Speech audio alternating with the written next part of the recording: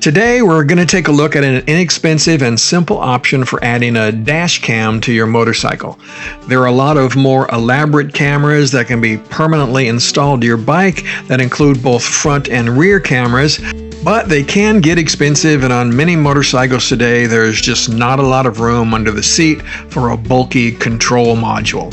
Well, that is where the Akeeyo 710Pro dash cam comes in. It can easily be mounted to the handlebars of a bicycle or motorcycle, and it only costs $138 on Amazon. Some of the features of this camera include 4K video at 30 frames per second, or it can shoot 20 megapixel still images. It can shoot in loop mode or in linear recording mode. It also has a parking mode, which we'll talk about a little later. Along with that, you can set an incident detection mode for low, medium, and high, and it has electronic image stabilization, or what they call gyro stabilization. It is waterproof to the IP66 standards, has a 140-degree wide-angle lens, and they claim a battery life of about 4.5 hours.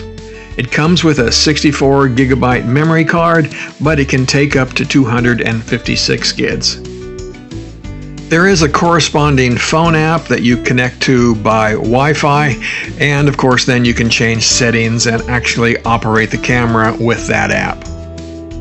You can charge the camera with a USB-C power cord, or you can actually hook it directly to a port on your bike if you've got an accessory port, and actually power it while it's recording. And of course it comes with all of the mounting hardware that you need. After installing the phone app and of course charging the camera, you should update your firmware and then change any settings to meet your requirements.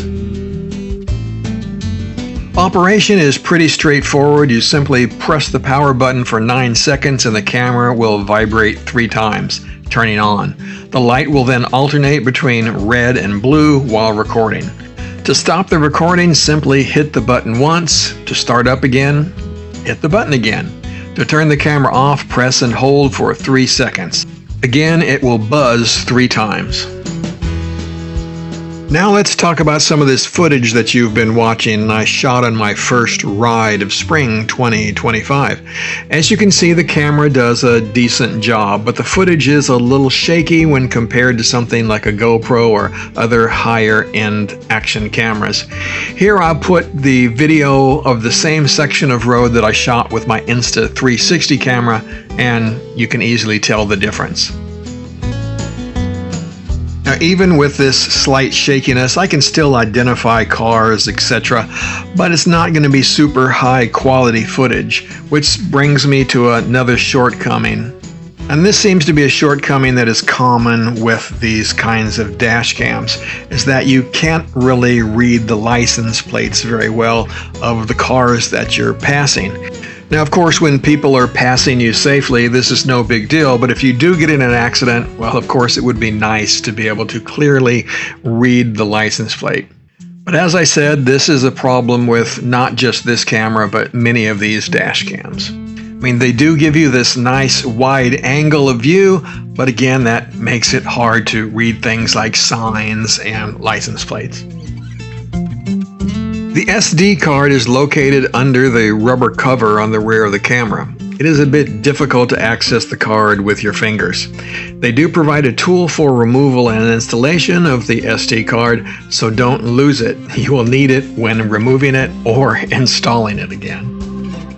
Now, there are 2 ways that you can shoot with this camera. You can do it manually, that is, you would hit the button to turn it on and off whenever you want to record, or you can just turn it on and let it run in loop mode.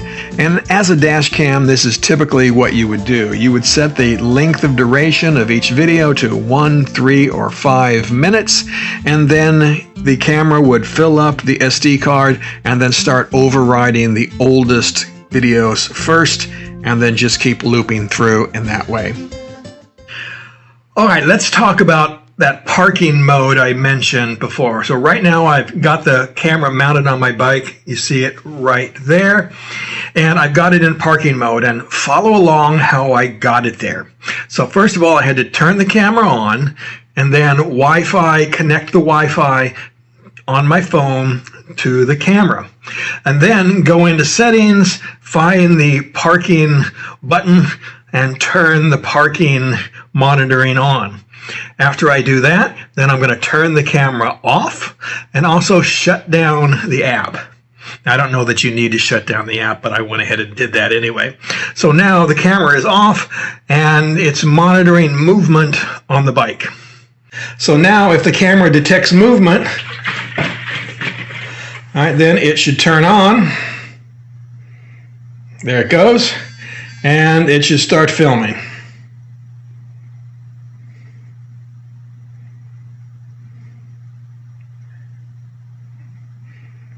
There it goes. Now it's blinking. Now it's recording.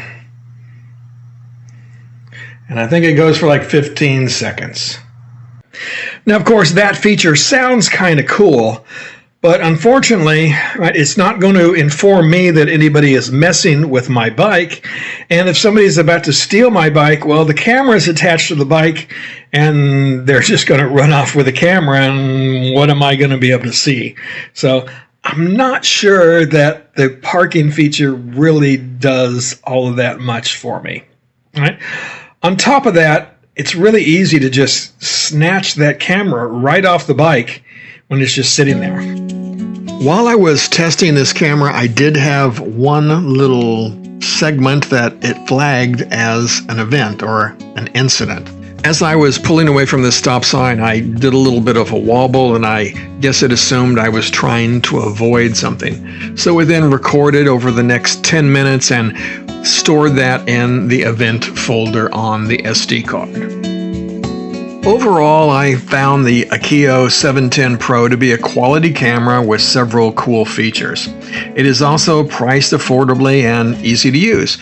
The drawbacks are that the stabilization is not that good. It is adequate for the intended purpose of reenacting potential accident footage, but if you want to replace your GoPro with this, yeah, you're probably not going to be able to do that.